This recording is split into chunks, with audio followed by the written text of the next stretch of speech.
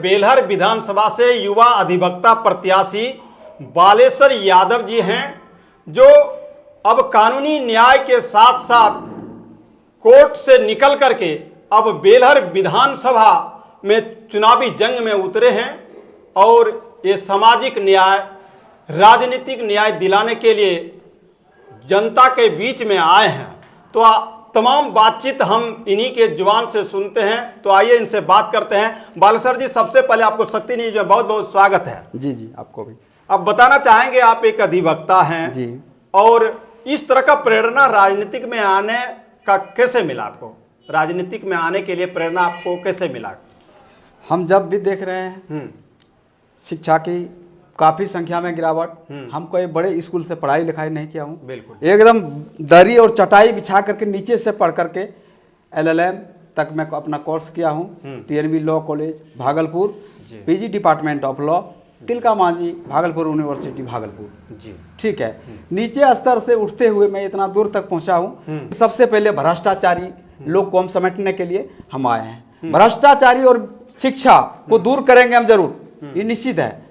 काहे कि भ्रष्टाचारी हम बहुत देखते देखते परेशान हो गया हूँ। अच्छा, आप एक स्वतंत्र उम्मीदवार हैं और यहाँ बड़े बड़े दल के चेहरा, बड़े बड़े, मतलब यूं कहूँ तो बड़े बड़े धन्ना सेठ भी कहूँ तो ये चलेगा, और उसके सामने आप एक छोटे से कुटिया से निकल करके इतना बड़ा जो सपना जो देखे हैं, इस सपना को कैसे फेस करेंगे, कैसे साकार करेंगे आप? हमारे जिला को तो शोषण में आ रहे हैं, लेकिन हमारे विधानसभा भी शोषण कर रहे हैं। ऐसा क्यों कर रहे हैं? इसके खिलाफ हम लोग जंग में उतरे हैं निर्दलीय प्रत्याशी के रूप में। और जीत और हार तो जनता के हाथ में है, हमारे तो हाथ में नहीं है। बड़े दिग्गज हो या कोई गरीब आदमी हो, वो सारे जनता के हाथ में रहेंगे। बिल्कुल ठीक है। आप एक निर्दलीय उम्मीदवार है और ये बेलहर का रिकॉर्ड यदि देखा जाए तो आज तक यहाँ निर्दलीय उम्मीदवार जीते नहीं है जी। तो क्या लग रहा है आपकी बार कि बालेश्वर यादव कैसे यह चुनाव में जीत हासिल करेंगे? देखिए, निर्दलीय उम्मीदवार नहीं जीते हैं बात अलग है, लेकिन जनताओं का सोच होना चाहिए। बताना चाहेंगे बेलहर का प्रमुख समस्या अभी आपको क्या देखने को मिल रहा है? समस्या तो सब कुछ मिल रहा है देखने के लिए। जैसे भ्रष्टाचारी बहुत। कोई भी कर्मचारी साहब के पास जाएगा, कोई भी थाना जाएगा तो बिना फीस लिए कुछ काम होता है? बिल्कुल। या नहीं तो पूछिएगा, स्वयं जांच करे जा करके कितना FIR होता है महीना में।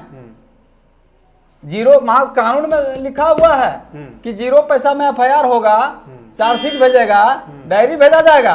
कोर्ट में केस होता कंप्लेंट केस। कंप्लेंट तब लिया जाता है जब FIR से इनकार किया जाता है। उस अवस्था में तो सबसे पहले बोलते जाइए आप थाना नहीं सुना, जाइए SP साहब के पास। SP साहब नहीं सुना, जाइए DIG साहब, DJP पटना तक चले जाइए, मानव अधिकार चले जाइए। उतना करते हुए नहीं लेने के बाद तब हम लोग कंप्लेंट केस में आते हैं। ठीक है, तो बोला कि क्यों नहीं केस लिया? देखिए, क्यों नहीं केस लिया इसका मतलब है कि थाना वाला रुपया मांग रहा था। तो क्या हुआ? ये करप्शन हुआ क्या हुआ? शिक्षा विभाग में देख लीजिए आप, टीचरवा सब आता है तो कैसे कैसे करता है, कुर्सियां बैठ के तोड़ देता है। ठीक है, बच्चा पढ़े या नहीं पढ़े, मध्याह्न भोजन में जांच कितना करता है रजिस्टर, कितना खाना बना रहा खिला रहा 20 बच्चा को, 120 बच्चा का रजिस्टर वहां जोड़ रहा है। शिक्षा में भी देखिए उस तरह का जो मेनू चार्ट के हिसाब से खाना खिलाना चाहिए स्कूल में, वो भी व्यवस्था नहीं है। आज तो दूर की बात है। आप मान लिया जाए कि यहाँ निर्दलीय प्रत्याशी नहीं जीता, ये सवाल किया तो हम बहुत संतुष्ट हैं, सेटिस्फाई हुआ आपके सवाल से। निर्दलीय प्रत्याशी नहीं जीते हुए, ठीक है, पार्टी वाला जीतते हैं ना, उसी से मेरा जनता खुश होता है ना। घाटा वाला वो बताए ना पैसा कि आप बगल वाला से ही लीजिएगा, बगल वाला मदद करेगा आपको। दूर वाला जाइएगा हमारे विधानसभा छोड़ करके तो आपको कितना मदद मिलेगा? एक बार हाथ पैर जोड़ करके वोटवा ले लेगा और दोबारा तो चलिए जाएगा ना, रहेगा यहाँ नहीं। तो फिर दूसरा एक सवाल हो रहा है, जैसे कि एक पैसा वाला हो गया सिस्टम, आप कैंडिडेट पार्टी वाला जीतता है। ठीक है, पार्टी वाला जनता के हाथ है। जनता की यदि वही सोच है तो हम लोग क्या कर सकते हैं? कुछ नहीं कर सकते हैं, अपना भाग आजमा रहे हैं। मेरा एक सवाल और है, जैसा कि आपने अभी बताया कि बिना पैसा का कोई काम नहीं होता, भ्रष्टाचार बिहार में व्याप्त है। अगर बालेश्वर यादव बेलहर से विधायक बनते हैं तो क्या ये जो भ्रष्टाचार आपके क्षेत्र में हो रहे हैं, क्या ये भ्रष्टाचार पर लगाम लगेंगे? बिल्कुल लगेंगे, एकदम लगेंगे। हम जैसे अभी क्षेत्र में जा करके कोई बहियार में है, कोई घास काट रहा है, कोई धान काट रहा है, हम वहां जाकर के समझा रहे हैं लोगों को कि इस तरह के देखिए हम अपना क्षेत्र में लड़े हुए हैं, आप लोग मेरा भरपूर सहयोग कीजिए, मदद कीजिए। तो उसी तरह जाकर के कहाँ कमी है, हम क्षेत्र में जाकर के, स्कूल में जाकर के, चिकित्सा सेवा में जाकर के, रोड पर उतर करके, जमीन पर चल करके उतना हम करेंगे। आप क्या मुद्दा लेकर के जनता के बीच में जा रहे हैं? आप मुद्दा यही है कि हमारे क्षेत्र के लोगों को टिकट नहीं मिलता है। आप बोले ना पार्टी वाला जीतता है, मुझे अच्छा नहीं लगता, आप वोट नहीं दीजिए, लेकिन जो भी खड़े हैं उसको दीजिए, लेकिन निर्दलीय को ही दीजिए, क्या कि आपका क्षेत्र का है। अब बाकी बात जो पार्टी वाला है ना, वो दूर दराज का आदमी है, हमारा विधानसभा क्षेत्र का नहीं है। यानी आपका कहने का मतलब है कि चाहे निर्दलीय हो या दलीय हो जी, वो हमारे क्षेत्र का होना चाहिए, क्षेत्र का होना चाहिए। घर का लोग हो तो घर का समस्या जान सकते हैं। बाकी बाहर के पड़ोसी लोग उतना तो आपकी मतलब समस्या नहीं सुनेंगे, यही आपका नहीं सुनेंगे, यही मुद्दा है, नहीं सुने। 5 काम कौन सा करेंगे अगर बेलर की जनता आपको आशीर्वाद देती है तो? 5 काम जोड़ा देते हैं जी। सबसे पहले हम भ्रष्टाचार, करप्शन को दूर कर देंगे, बिल्कुल, एक हो गया जी। शिक्षा को बेहतर स्थिति में ला देंगे, 2 हो गया जी। और तीसरा है कि आपको रोड, नाला, गली, सड़क जहाँ भी है वो भी दूर कर देंगे। अभी हर गांव में चल के देखिए शौचालय तक नहीं है, उसको भी दूर किया जाएगा, ठीक है।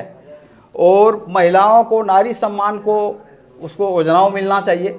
ये नहीं है कि हम सरकार नहीं है तो नहीं, लड़के दिला सकते हैं ना। चिकित्सा सेवा में जो है भरपूर सहयोग कर देंगे आपको, ठीक है। जहाँ जहाँ गर्ल स्कूल का व्यवस्था नहीं है वहाँ गर्ल स्कूल किया जाएगा। हर चुनाव में महिला सुरक्षा की मुद्दा तो बनता है, जी बनता है, लेकिन हालात वही रहते हैं। हाँ। जीतने के बाद उस पर कोई ध्यान नहीं देता, हालात वही रहते हैं, तो उस पर आपका क्या फोकस रहेगा? मेरा कहावत में ना, पहले इस्तेमाल कीजिए तब तो विश्वास कीजिएगा। अच्छा जी, कहावत में है आप बाहरी को भगाना है और अपने क्षेत्र को जिताना है। जो अच्छा लगे, आप पार्टी लेवल पर मत जाइए। पार्टी लेवल पर इसलिए नहीं जाइए, पंचायत चुनाव जो होता है, पंचायत चुनाव में कौन सा पार्टी लेवल, मुखिया, समिति, जिला परिषद होता है ना, ये आपका नगर निगम का, वार्ड परिषद, डिप्टी मेयर, मेयर, वो सब कौन पार्टी लेवल का होता है? कोई पार्टी लेवल का नहीं ना होता है। तो उसी तरह बात है कि पार्टी लेवल पर मत जाइए। कोई भी रहेगा निर्दलीय, वो भी अपना हिस्सा छोड़ेंगे नहीं। वित्त मंत्री जब पास करते हैं ना बजट, तो पूरे बिहार के लिए पास करता है, एगो विधानसभा, एगो पंचायत के लिए, एगो गांव के लिए नहीं। तो हमारा हिस्सा कोई छोड़ देगा? पप्पू यादव जैसे, माननीय पप्पू यादव बने हुए हैं पूर्णिया का सांसद महोदय, तो अपना हिस्सा छोड़ देगा, वो विकास नहीं करेंगे, ऐसा भावना में मत जाइए। और नहीं तो अपना पंचायत का स्तर को देखिए कि आपका जो है मुखिया बने हैं कौन सा पार्टी का, भले दल में शामिल है, कोई इसको टिकट नहीं न देता है, वो विकास करता है, अपना पंचायत में नहीं करता है। उसी तरह निर्दलीय भी वही अवस्था में करेंगे। अगर आप विधायक बन जाते हैं तो किसानों के लिए आप क्या करेंगे? आप किसानों के लिए, जी, किसानों के लिए देखिए अच्छे उर्वरक का हम मुहैया कराएंगे और उसको मिट्टी जांच करके जो उसमें उर्वरक उपयुक्त हो, जो जरूरत हो, जैसे सबौर में विश्वविद्यालय है ना, वहाँ मिट्टी जांच होता है, और आपके खेत में कौन सा फसल लगेगा वो वहाँ से पता चल जाएगा। उसी आधार पर हम देखिए, और प्रोडक्ट तो एक से एक अभी बीज निकल गया है, लेकिन किसी को पता नहीं है, मिट्टी चेक नहीं कराता है, बंजर भूमि में कुछ लगा देते हैं फसल, तो नहीं ना होता है। तो वही बात है, जो हमारे भी बाहरी लोग हैं बंजर भूमि के जैसा करता है, यहाँ व्यवहार करता है ना, जैसे कि बाहरी लोग है, अब जीत लिया, पैर हाथ पकड़कर चले गया पार्टी के नाम पर। अब एक बार निर्दलीय अपने क्षेत्र को तो बनाइए, देखिएगा विकास कैसे रूहात ला देता है, आसमान, जमीन से आसमान तक पहुंचा देगा। बालेश्वर यादव विधायक बनते हैं तो कौन पार्टी को समर्थन करेंगे, चूंकि आप स्वतंत्र उम्मीदवार हैं? यही तो हम इंटरव्यू में नहीं दे सकते हैं। ऐसा क्यों? ऐसा इसलिए, हम यदि जीतेंगे तो अपना पार्टी बनाएंगे, इंडिपेंडेंस पार्टी ऑफ इंडिया। अच्छा, यानी आप पार्टी जी पार्टी बनाएंगे। वो रुपया ले करके ना टिकट दे रहा है, ऐसे गिरधारी बाबू बेटा का टिकट मिल गया बिना पैसे का, बताइए, बिना पैसा के नहीं मिला, हम फ्री में देंगे। केजरीवाल जिस तरह आप मुख्यमंत्री दिए थे ना, ये क्या बोल रहे हैं, दिल्ली में, उसी आधार पर हम फ्री में देंगे टिकट। अच्छा, मौजूदा सरकार का कार्यकाल को आप कैसे देखते हैं? कानून व्यवस्था में आप देखिए जाकर के हर जगह गिरावट है। कहाँ कितना बाढ़ हो रहा है, कितना भास रहा है, कितना घर में चोरियां हो रही है। यही नहीं बोल रहे माननीय मुख्यमंत्री नीतीश कुमार के राज में हत्या नहीं हो रहा है। देखिए ना, इतिहास उल्टा करके देखिए पन्ना को, कि हत्या की संख्या बढ़ रही है कि नहीं बढ़ रही है। सरकार तो कह रही है कि जंगल राज नहीं, ये मंगल राज है। हाँ, आप इसको मंगल राज मानते हैं या जंगल राज मानते हैं? क्योंकि अभी कुछ ही दिन पहले मोकामा में दुलारचंद यादव जी उसके बारे में हम फोकस करेंगे। जी, तो आप इस सरकार को कैसे मानते हैं? सुशासन की सरकार मानते हैं, जंगल राज मानते हैं या मंगल राज, क्या मानते हैं आप? ठीक है, देखिए जंगल राज और मंगल राज एक शब्द उपयोग किया जा रहा है, समझे। उस शब्द में हमको जाना नहीं है।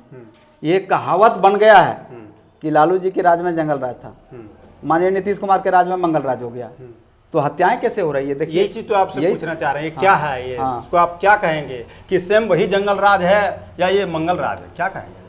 जंगल राज तो है ये जंगल राज है। या जनता का क्या रिएक्शन आपके प्रति मिल रहा है? हमारे प्रति देखिए, हमारे जहाँ जहाँ जा रहे हैं जनता के प्रति, बोला कि मेरा तो क्षेत्र का ही बेटा है। जीत के लिए कितना आश्वस्त है? जीत के लिए स्वस्थ और अस्वस्थ हम नहीं बता सकते हैं, वो जनता के हाथ में है। अच्छा। 14 तारीख को पता फिर भी चलेगा। आपको भरोसा है ना कि हम चुनाव जीत रहे हैं, या क्या लग रहा है? जनता का मन का बात हम कैसे बता दें उसका। अच्छा, अंतिम संदेश युवाओं को क्या देना चाहेंगे आप? युवाओं का अंतिम संदेश यही कहेंगे, आप जो बात को बोले ये हर जगह बोल रहा है कि यहाँ बेलहर विधानसभा में निर्दलीय उम्मीदवार कभी नहीं बने हैं। बिल्कुल निर्दलीय उम्मीदवार बनाइए और हमारे क्षेत्र के बनाइए। हमें अच्छा लगे तो बनाइए, नहीं अच्छा लगे, जो अच्छा लगे उसी को बनाइए, लेकिन अपने क्षेत्र का होना चाहिए। चलिए, बहुत बहुत धन्यवाद बालेसर जी।